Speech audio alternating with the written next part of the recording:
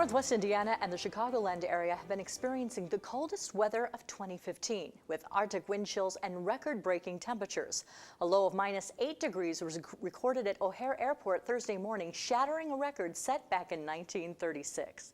The extreme cold has been causing local schools and businesses to announce delays or even cancellations. The Indiana Department of Transportation has been warning drivers this week to beware of blowing and drifting snow and potential whiteout conditions. High winds off the lake and the below normal temperatures have combined to make the job keeping roads clean and dry a difficult one for INDOT crews.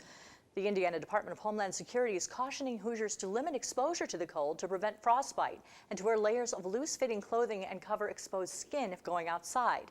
All vehicles should be equipped with an ice scraper, blanket, and flashlight, and fuel tanks should be at least half full. Hoosiers are also being encouraged to check on neighbors to make sure everyone stays safe and warm. The region is expected to have below average temperatures and at least a chance for snow throughout next week. Governor Mike Pence says a plan to shorten this year's I-STEP test is welcome news for students, parents, and teachers. Last week, state education officials announced that the test could take up to 12 hours, more than twice as long as previous I-STEP tests. In response, Governor Pence hired 2 nationally recognized consultants to work in conjunction with the Indiana Department of Education to address the problem. The consultants, Edward Raber and Bill Audie, presented the recommendations to the State Board of Education on Friday, and this week, the State Board of Education and the Indiana Department of Education announced that the test would be shortened by 3 hours and 5 minutes. The Indiana Department of Education says that besides shortening the test for students throughout the state, schools will not be required to administer the 30-minute social studies portion of the test in grades 5 and 7. Schools will have a local option to administer that test in order to incorporate that data into student evaluations. Governor Pence applauded the effort to cut testing times and says that his administration will continue to work to maintain the validity of student testing and accountability for Indiana schools. Republican State Senator Ed Charbonneau of Valparaiso is taking his fight to increase ethics in government to the Indiana General Assembly, and this week, he's winning. 2 of his bills increasing transparency and accountability in government have been passed by the state Senate. The first, State Bill 393, would strengthen government ethics by more closely monitoring government finances and ensuring faster recovery of misappropriated funds. The second, Senate Bill 394, would provide confidentiality to whistleblowers, encouraging public servants to contact authorities and report on ethical behavior without fear of retaliation. Both bills now move on to the Indiana House of Representatives for further consideration. A couple of regional projects to promote clean energy are expanding, and one local group says it's just the spark needed to give Indiana drivers a break from the fuel pump. South Shore Clean Cities says that this year they're expanding their Green Fleet program. The program pairs nonprofits with electric cars that have 0 emissions. Officials unveiled the plans at the nonprofit's annual meeting this week. Executive Director Carl Lysick says he's seen a growing number of electric vehicles on region streets, and he wants to get the word out about another Clean Cities initiative. The In Charge program uses subsidies from the Northern Indiana Public Service Company, or NIPSCO, to help cover the cost of electric car charging stations for vehicle owners. Statistics show that the average driver drives less than 40 miles a day. So an electric car is not to replace a normal person's family vehicle. It's really to be a vehicle for commuters. And with NIPSCO's great program, it allows them free electricity between the hours of 10 p.m. and 6 a.m. So it's going to allow Northwest Indiana, Lake, Porter, and LaPorte counties to be the greenest in the nation. Lysick says he hopes to see 250 charging stations in the region by year's end. One Hoosier organization is going public with some startling statistics. Teens in Indiana are more likely to think about taking their own lives than students in any other state in the nation. That fact was released this week in the 2015 Kids Count in Indiana data book. The book, compiled by the Indiana Youth Institute, looks at social and economic indicators to see how Hoosier children are faring. The study also found that area youth are still struggling to live outside of poverty, despite an improving economy. We go through mainly government sources at the state and federal level and track down, information and statistics related to poverty and economic well-being, related to academic attainment, family structure, teen pregnancy, health, substance abuse, child safety, juvenile crime, just an endless list. There are over 100 data points in the book. Facts from the data book will also be shared on the national level through the Annie E. Casey Foundation, which funds the Kids Count data project throughout the United States. Coming up next, the city of Gary is doing some counting to help rid the community of a costly problem. And Steve Walsh takes a closer look at the problems with Indiana's I-Step. That's next on Lakeshore Report. Lakeshore Report wants to hear from you. Send your thoughts, concerns, questions, and story ideas to tvfeedback@lakeshorepublicmedia.org. You can also reach us on Facebook and Twitter at Lakeshore Report. Make sure to tweet us using the hashtag NWIPride and you may see your comments on air. Lakeshore Report, providing you region-focused content. It's a notorious problem. Empty skeletal structures dot the Gary, Indiana landscape, but now city officials say having an accurate count of abandoned buildings is exactly what they need to curb the problem. A problem Lakeshore Report has been following for more than a year. Now Gary officials say a new land parcel study released this week on more than 10,000 derelict and abandoned buildings will show them where to put federal dollars. City of Gary, founded in 1906. Jocelyn Hare is from Chicago, but she's got Gary, Indiana pride. At its peak in 1960, Gary had 160,000 people, and the population's been declining since then to it's under 80,000 right now. She spent nearly 2 years cruising Steel City streets. And an address comes up. So it'll be the address of the house. What type of building is it? Charting building blight for a parcel survey as a fellow for the University of Chicago's Harris School of Public Policy. If you have a town where you don't have very many economic opportunities, and you have tons and tons of abandoned buildings, and you have folks that maybe can't afford like a place or something, it makes sense that you're going to have squatters. So one, you're going to have people squatting in places. It was so decayed inside that there was a tree growing from a stack of books. And so that always stuck with me. Abandonment, a byproduct of this Rust Belt city's better days. Because of volunteers like Hare, residents can now see how big the blight problem is on a website, GaryMaps.com. 12,000 crumbling structures dot the city, according to the survey. That's 1 in 5 buildings vacant and some 40% in disrepair. People move out, homes get deteriorated.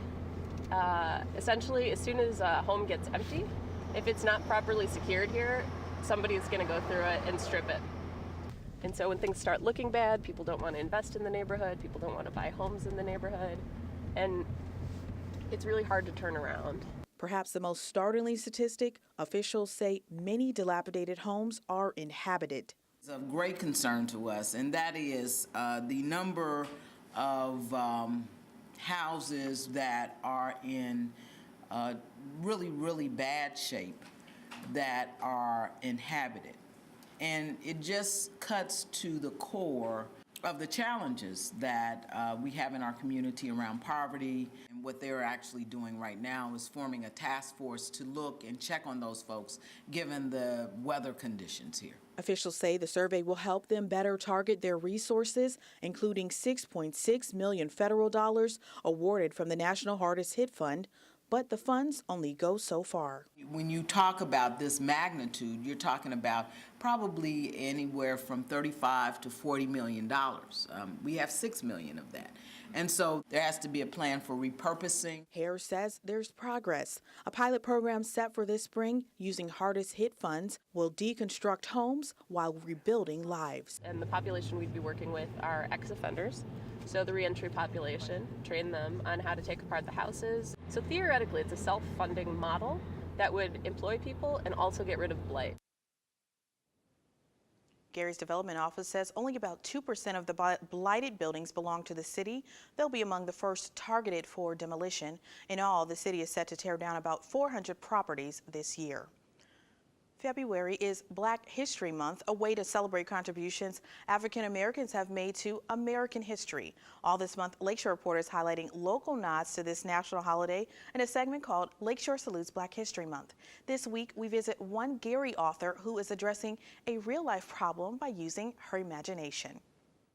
From an early age, I've always had just such a passion with reading and writing. From a little girl in love with literature to a lawyer tackling community issues, Gary lawyer Tracy Coleman's affinity for fiction is now a reality as a lawyer who moonlights as an author. I do some criminal law, I do family law, and when people need help, I do my best to help. When I graduated from Valparaiso Law School, I knew I wanted to serve my community. Because growing up in Gary, I just knew that crime was not normal. It's not something that you accept. She spent 5 years as a deputy prosecuting attorney with the Lake County Prosecutor's Office. In her spare time, she wrote a legal thriller, Murder Capital, about a fictional crime-ridden city, Gomorrah, Indiana. The title Murder Capital in itself, it inspires conversation. Because when people ask me, are you talking about my community? Then I have to ask them, why would anyone identify their community as a murder capital? She says many people compare Gomorrah to Gary. In 2013, Gary had the nation's highest murder rate among small cities, according to the FBI. Coleman says there's a lesson behind the book's label. It's not about designating them or stigmatizing them with the title, but to figure out how do you solve crime problems when they're in a concentrated area. It's a battle cry that we have to address it. Where with a fictional book that hopefully people find entertaining, we can look at different issues. The book took her 20 years to write, but she says it reflects real-life issues of her beloved city. To be able to live in a community that I so love very deeply, Gary, Indiana, I get to walk in footsteps that were made before me. One statewide organization is writing a new chapter in their history this week. The State Board of Education has faced a shift in power and a change in Indiana's flagship standardized test, I-STEP. Steve Walsh finds out what state efforts mean for local students.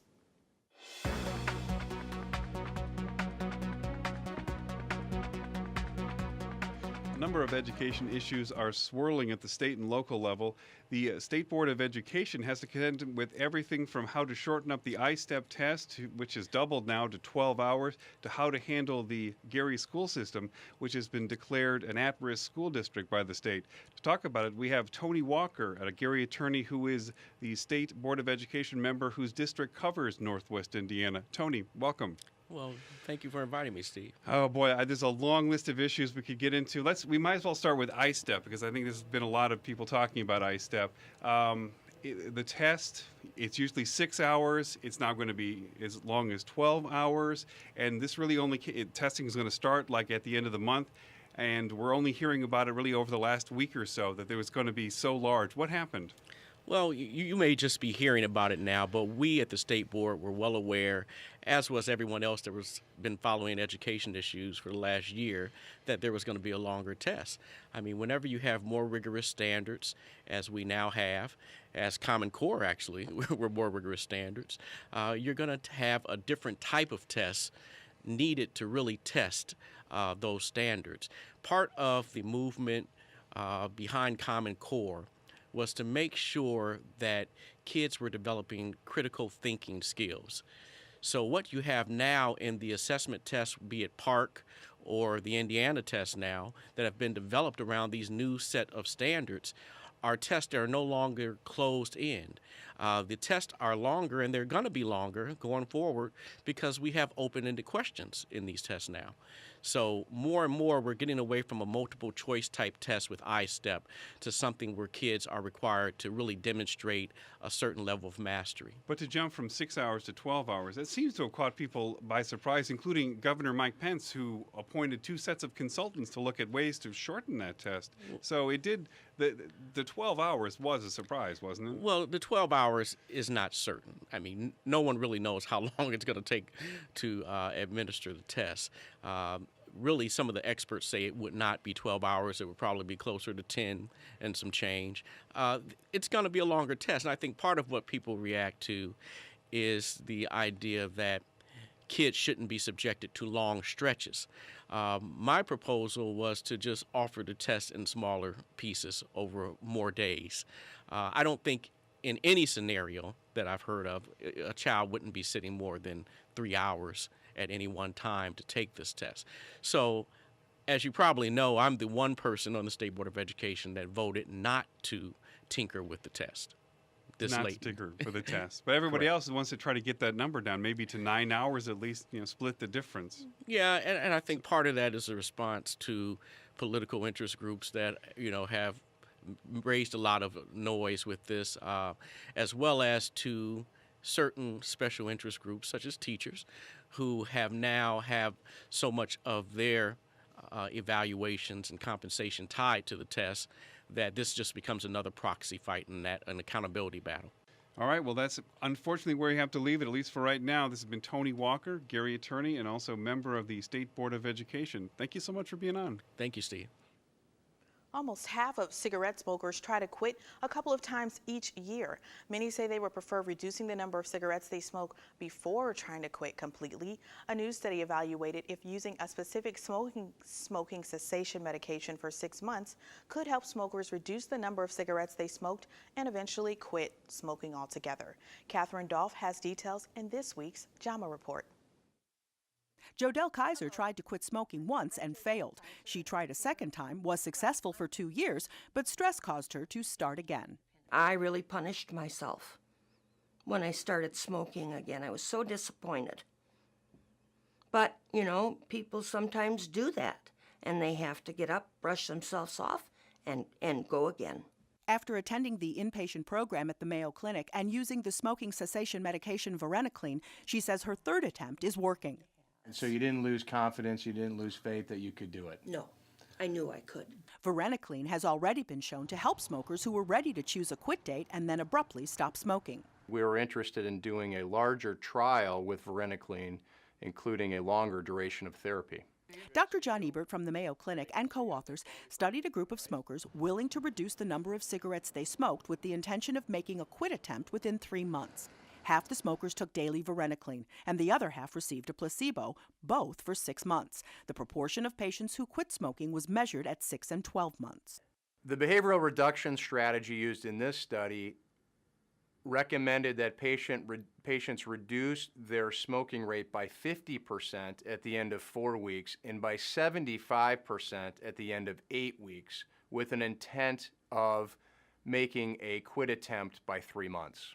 Participants receiving varenicline were over 4 times more likely to be abstinent from smoking at 6 months and were over 2 times more likely to be abstinent from smoking at 12 months compared to placebo. The study appears in JAMA, Journal of the American Medical Association. We found no differences between the two groups with respect to severe or serious adverse events. Our study would suggest that it can help this population of patients quit smoking long term. This approach opens up treatment for about 14 million smokers who may want to reduce the number of cigarettes that they smoke prior to quitting completely. Jodelle says her overall health has improved, including her breathing and sleeping.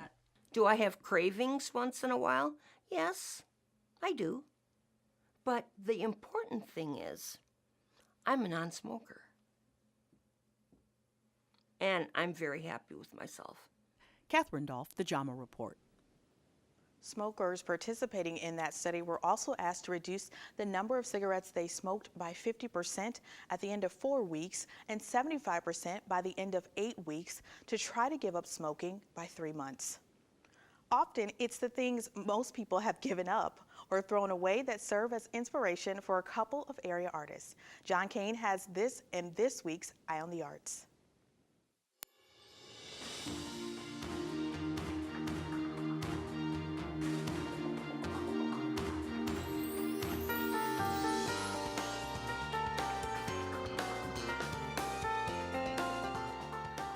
Hi, joining me for this edition of Eye on the Arts is artist Sharon Gilmore, who's being featured in a new South Shore Arts exhibit called Steel and Bones. So Steel and Bones, hi Sharon. Hi John. What does Steel and Bones mean? Well, first of all, it's a two-person show with Sarah Barnhart Fields and myself, Sharon Gilmore. And it represents or insinuates the materials that we use. Mm-hmm. You're both sculptors. We're both sculptors, both use salvage materials. Sarah mostly uses steel, and I use things from nature, bones, wood, earth. Organic things. Organic stuff. So what are you? What is your art? What does your art convey? My art is a process of trying to reveal the spirit or soul within the container that I build for it. I believe that all the objects have an inherent soul or spirit to them, sometimes lost along the way, and my goal and challenge is always to try to bring that out. Have you ever exhibited with Sarah before? We've been in group shows together at the Bridgeport Arts Center was one, and I think Zhu Brothers was another, but not. This is our first major two-person. So how do you think your artwork is going to get along with each other? Well, I'm familiar with her work and her mine, and I think it's going to be a really interesting dialogue. She uses shovels, farm equipment, and makes some very animated. They're made of steel, of course, so there's a strength to them, where mine are more poetic, more fragile. So I think there'll be some interesting expressions and hopefully conversations. And how do you think that the way you live affects your artwork? I was a nurse for about 45 years. I just retired. And my art career paralleled my nursing. I work with spinal cord injured people. I worked with newborns for a number of years. And then the last 5 years was with hospice, with end of life. That's fantastic. And then you became an artist. So I'm well, looking... no, I was always an artist. Well, I'm looking forward to seeing your work in the Thank new you, exhibit. John. Thank you for being here to tell us about it. And thank you for watching. We'll be back again next week with another edition of Eye on the Arts. Eye on the Arts is made possible in part by South Shore Arts, the Indiana Arts Commission, and the National Endowment for the Arts, a federal agency. What do you do when it's freezing outside and there's snow everywhere you look? You go skiing, of course. That's what I got to do at Ski Swiss Valley in Southwest Michigan on this week's Jump in the Lake.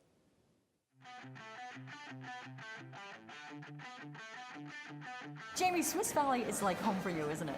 Absolutely. Swiss Valley's been owned by my father since 1968. My mom and dad were both teachers at the time that they purchased this, and they had gotten into a summer recreation business in Houghton, Michigan, and they decided that there was money in summer recreation, so they decided, hey, there's got to be money in winter recreation, and Swiss Valley came up for sale. They purchased it, and here we are. We teach over 10,000 lessons a year, so we are considered a teaching area, and we cater to families and teaching young to old. That's our specialty. The kids like to get out there, and adults alike. You see older people out there too, just enjoying, hitting the jumps or going over a box, and that's something that has evolved. That, and also we see just as many snowboarders now as we have skiers. Alex, you've been working out here for what, about 13 years? 12 or 13 12 years, or 13 yeah. years, and you've seen skiers of all abilities come up these hills. Oh, yeah. So, when somebody comes here and they don't know what they're doing, what kind of instruction can they expect to get?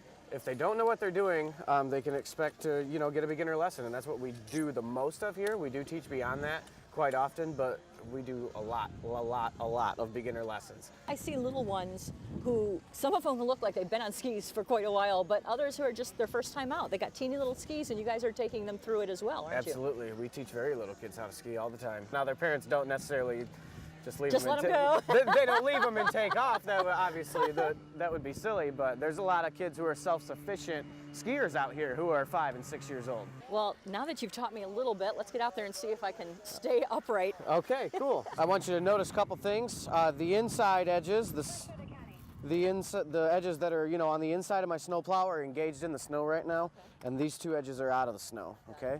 So on a right turn, all we're gonna do is we're gonna kind of just very slightly shift our body to the right ski so it goes flat. Are you ready? Yep. Okay.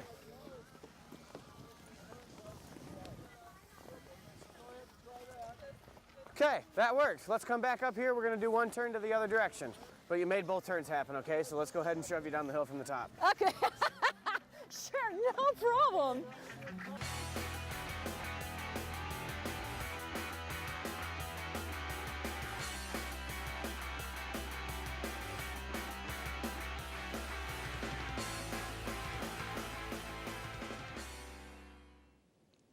want to thank you so much for joining us, and we hope to see you again next week on Lakeshore Report.